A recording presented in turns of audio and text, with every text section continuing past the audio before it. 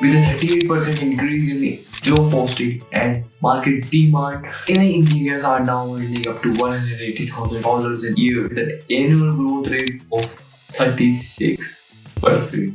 So, how can you become an AI engineer in 2025? Before answering that question, let me explain what an AI engineer really is. AI engineer is someone who is responsible to make AI models. AI engineers are responsible for making AI models. Those AI models provide business insights.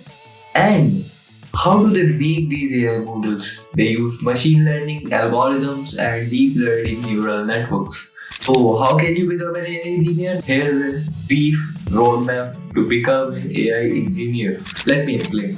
First of all, you can go and learn Python. Python is a programming language which is really necessary for data science at this point in 2025. Second, make sure you understand mathematical concepts like linear algebra, calculus, vectors. These concepts are really important in machine learning, deep learning, etc. After this, study machine learning and its algorithms. Learn frameworks like scikit-learn, NumPy, Pandas. After this, you can learn deep learning, learn about neural networks, and of course, master PyTorch. After this, learn SQL, structured query. Like now you know almost everything.